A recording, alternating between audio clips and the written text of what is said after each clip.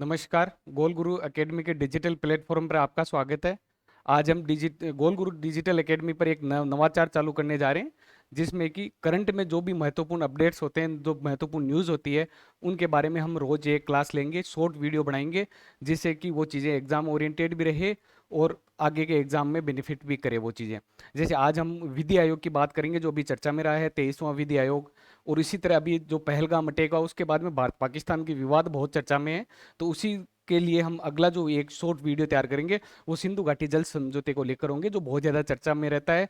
Exams में question आ सकते हैं, लोगों की क्यूरियोसिटी भी रहती है कि ये चीज़ क्या है।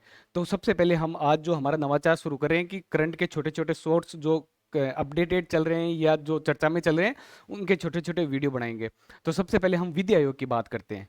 विधि आयोग हम बहुत ज़्यादा डिटेल में चीज़ें उतनी ही करेंगे जितनी एग्जाम ओरिएंटेड और एक बेसिक हमारी समझ उस चीज़ को लेकर विकसित हो जाए, न कि बहुत ज़्यादा डिटेल में जाएंगे। अगर चाहें तो बहुत बड़ा वीडियो भी बना सकते हैं, पर उतना ही बनाएंगे जितना चीज़ काम की हो। तो सबसे पहले हम विधि आयोग की बात करते हैं। तो इस टाइम पे अभी जो चर्चा में वो विधि आयोग स्थापित हुआ, वो 23वां विधि आयोग स्थापित हुआ है। 23वें विधि आयोग की स्थापना हुई है। 23वें विधि आयोग के बारे में सबसे बेसिक चीज़ की पहले तो बात, विधि आयोग कौन सा 23वां है और इस विधि आयोग का कार्यकाल कितना है, तो ये 3 वर्ष का कार्यकाल है। अब हम विधि आयोग की बात करने से पहले उसका एक ऐतिहासिक पृष्ठभूमि देखेंगे। ऐतिहासिक पृष्ठभूमि में हम सबसे पहले देखेंगे कि प्रथम विधि आयोग की स्थापना कब हुई। तो प्रथम विधि आयोग की स्थापना 1834 में लॉर्ड मेकाले के टाइम हुआ। लॉर्ड मेकाले वही है जिसने भारत में अंग्रेजी शिक्षा को इंट्रोड्यूस किया, और लॉर्ड मेकाले 1834 में था। इस टाइम पे बंगाल का गवर्नर जनरल, जो बाद में भारत का गवर्नर जनरल बना था, वो लॉर्ड विलियम बेंटिंग था। और जो प्रथम विधि आयोग है, उसके द्वारा इंडियन पिनल कोड की स्थापना करी गई थी, इसके बारे में बात करी गई थी।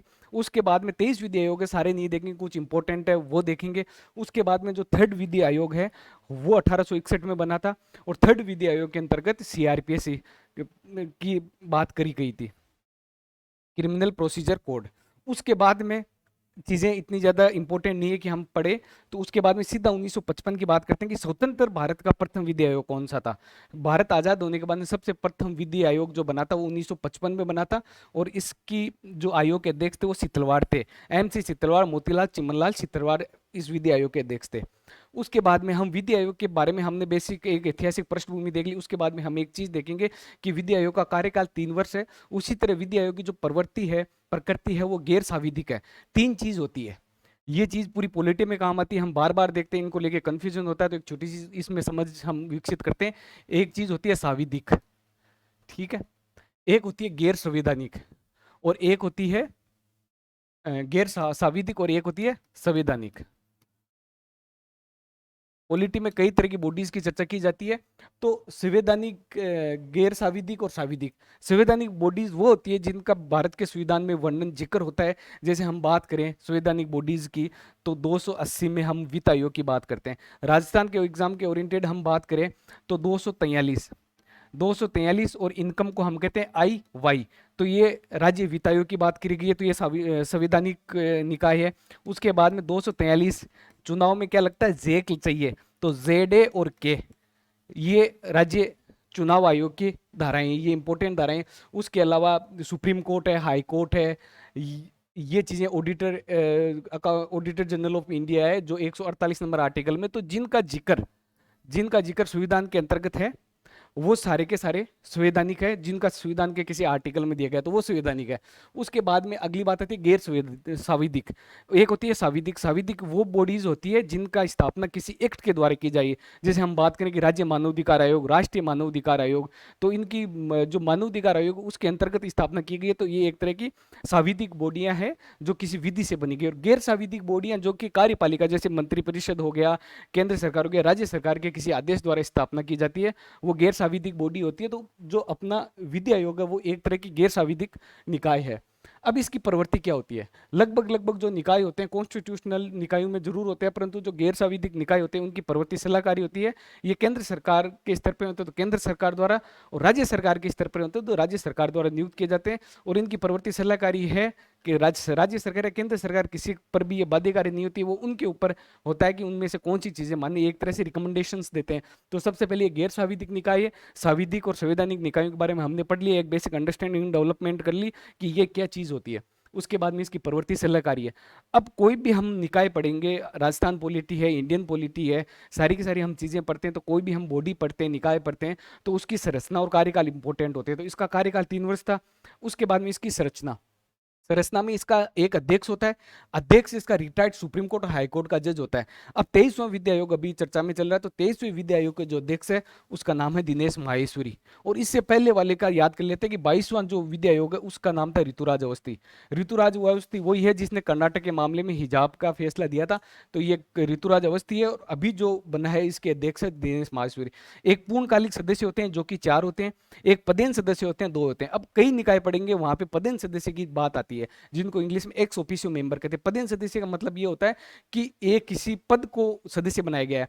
जैसे कि ऐसे हो कि इसमें 2 सदस्य, एक जो विधि मंत्री होगा, एक विधि विभाग का सचिव होगा, मान लो ऐसे होते हैं।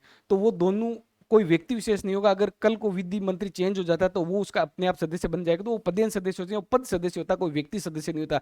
पूर्णकालिक सदस्य में क्या था, किसी व्यक्ति को सदस्य बना दिया, जब तक उसको हटाया नहीं जाएगा तो वही सदस्य रहेगा। पर पदेन सदस्य में वो व्यक्ति सदस्य नहीं रहता, वो उसका पद सदस्यता रहता है।